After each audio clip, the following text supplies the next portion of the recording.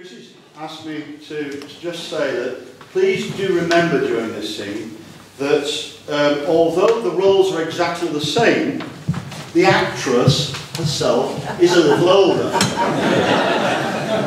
So she brought along a toy boy called John McCarroll, who's going to be David, provide the same role. I've got to just give you a little bit of introduction.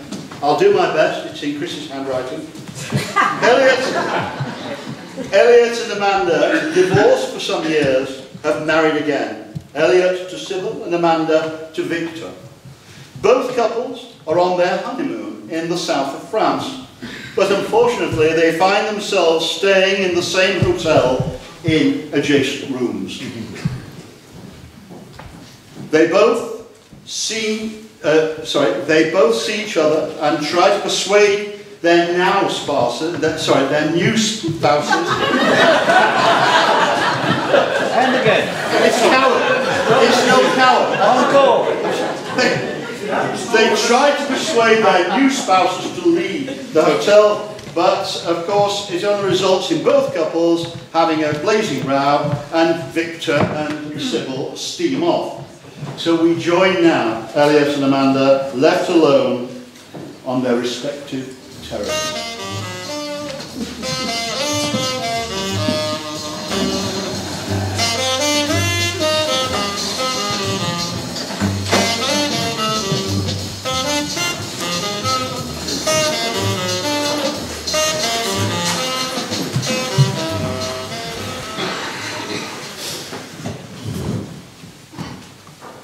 Oh, give me one, for God's sake.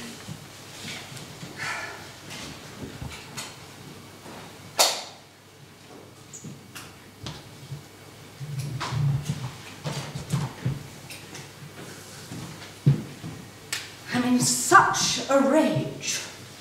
Well, so am I. Well, what are we to do? Well, I don't know. I tried to leave. Oh, whose yacht is that? Duke of Westminster's, I expect. It always is. Oh, I wish I were on it. Yeah, I wish you were on it too. There's no need to be nasty. Yes, there is. Every need. Never in my life have I felt a greater urge to be nasty. Yes, and you've had some urges in your time, haven't you? Don't you start bickering with me, Amanda, or I swear I'll throw you over the edge. Try it. That's all, just try it. You've upset everything, as always. Well, I've upset everything. What about you? There's no escape from you, is there? Ever. Nothing's any use. Oh, don't so melodramatic. Do you want a cocktail? There are two here. There are two over here as well. Well, we'll start with my two. Shall we get roaring, screaming drunk?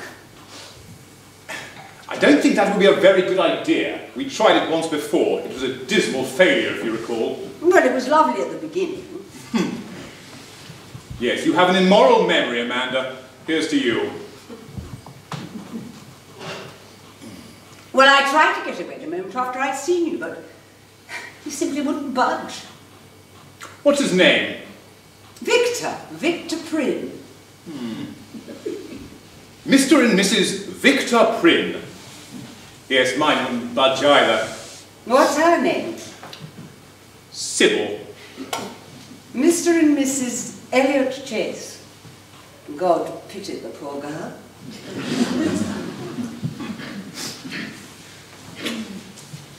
Do you love him? Well, of course. How funny.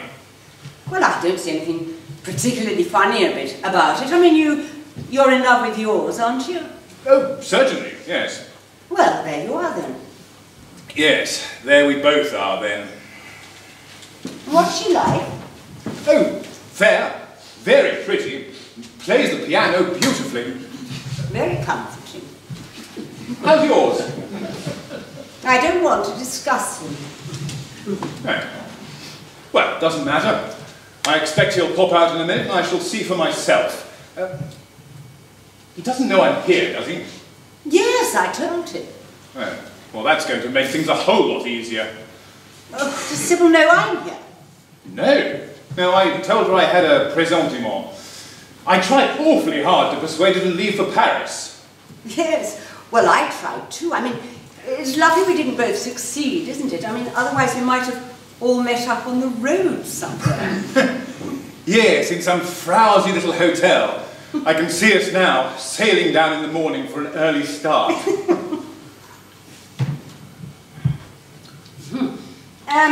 What happened to yours? Oh, didn't you hear her screaming? She's downstairs in the dining room, I think. Mine's being grand in the bar. It really is awfully difficult. Have you known her long? About 4 months. We met in a house party in Norfolk. Very flat. And how old is dear Victor? Oh, 34, 35. Sybil? I blush to tell you, only 23. Well, you've got a mucker all right. Well, I shall reserve my opinion of your choice until I've met dear Victor. I do wish you wouldn't keep calling him dear Victor. It's extremely irritating. Well, it's how I see him. Dumpy, fair, awfully considerate, and with glasses. Dear Victor. Yes, well, as I said before, I really don't want to discuss him. At least I have good taste enough not to make cheap jibes at Sybil. Well, you said Norfolk was flat. Well, that was no reflection on her, unless she made it flatter. Your voice takes on an acid quality whenever you mention her name. Well, I won't ever mention it again. Good. And I'll keep off Victor. Thank you.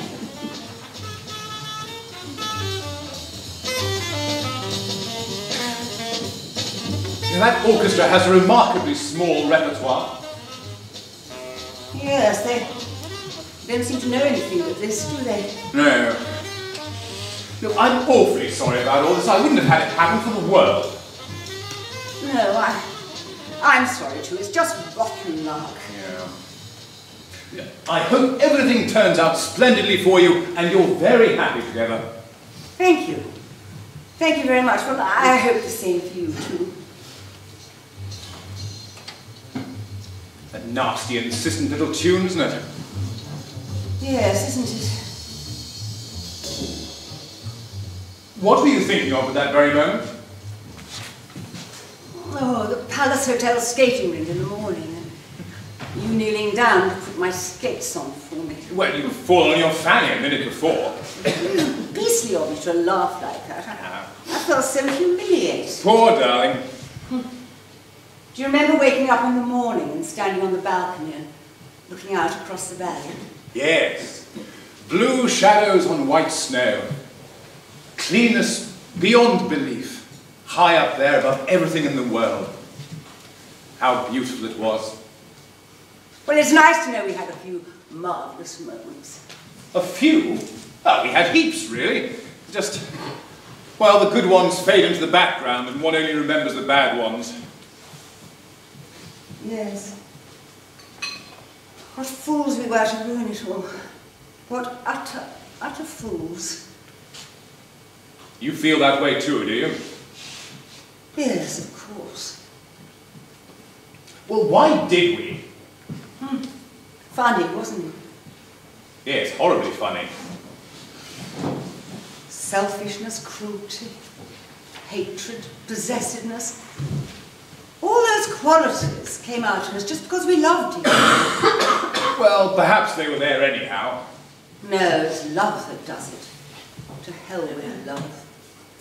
To hell with love. And yet, here we are starting afresh with two completely different people in love all over again, aren't we? Aren't we? No. Yes. We're not in love all over again, and you know it. Good night, Amanda. Come here. Elliot, don't be silly. Come here. Well, I must go and find Sybil. Yes, well, I must go and find Victor.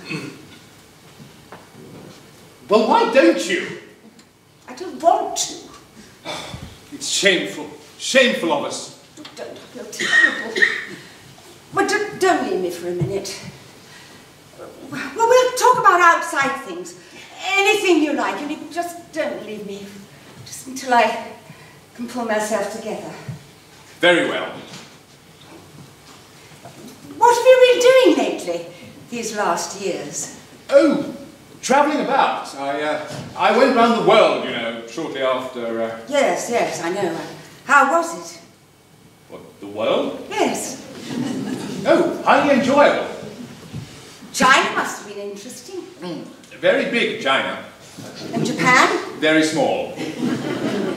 And did you eat shark's fins and take your shoes off and try using chopsticks and everything? Well, practically everything, yes. And India?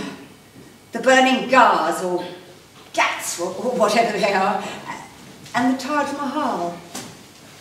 How was the Taj Mahal? Unbelievable. Like a dream. I expect that was the moonlight. You must have seen it in the moonlight. Yes, moonlight can be cruelly deceptive. And it didn't look like a big stick box, did it? I always thought it might.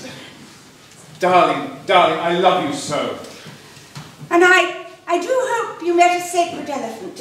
They're lint white and very, very sweet. I've never loved anyone else for an instant.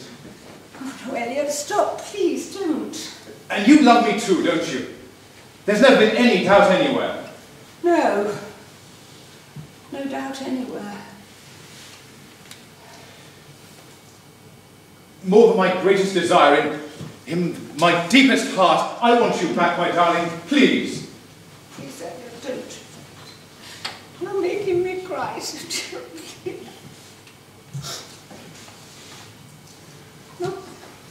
What now, darling? I mean, what now? I don't know. I'm lost, utterly. Well, we'll have to think quickly. Escape. What, together? Well, yes, of course. Well, you can't. We can't. We must. No, we can't. Well, it'll break Victor's heart. And Sybil's too, probably, but that can't be helped. Well, we must tell them. Well, we can't. You know we can't. It's impossible. Yes, well, it's honest. I can't help how honest it is. It's too appalling to think about. I mean, what would we do? How would we start? What would we say? Well, we just have to trust in the inspiration of the moment. It would be a moment completely devoid of inspiration. It would be the most appalling moment imaginable. Yes, well, what do you propose then? I mean, they might come in at any minute. We must decide this instant, one way or another. Either we go away together, or we stay with them, and never see one another again. Ever. Oh, don't be silly. What choice is there? No choice at all. Let's go. Oh, no, this is sheer raving madness. I mean, something's happened to us. We're not safe. We never were. Well, where should we go? Paris. My car's in the garage downstairs, ready to go. I'm going to have another cocktail. Oh, no. We're being bad, so terribly bad. Yeah. We shall suffer this, I know we shall. Can't be helped. Let's go. Starting all those awful rows all over again. No. We're older and wiser now. Yeah, well, what difference does that make? The first sign either of us gets a bit nervy, off we go again. Look, stop shilly-shallying, Amanda. I'm trying to be sensible. You're only succeeding in becoming completely idiotic. Idiotic? What about you? For God's sake, Amanda, be quiet. God. Oh, look, darling, I'm sorry, I didn't mean it. I'm not going to move from here until we have a compact, a sacred compact, never to quarrel again. Well, I know easy to make, but difficult to keep. Well, it's the bickering that always starts it. We'll have to have a catchphrase, a word that when either of us says it, it immediately stops all conversation for at least 5 minutes. 2 minutes, dear, with an option for renewal. Oh, very well. Well, what should it be? Solomon Isaacs. Well, all right, that'll do. All right, come on. Well, what if we run run into them on the stairs or something. Run like stags. Well, oughtn't we to leave notes or something? Oh! No, we'll telegraph on the road from somewhere in France. Darling, I don't. It's too wicked, Oh, I simply don't. Oh! Now will you behave? Yes, but... Solomon Island.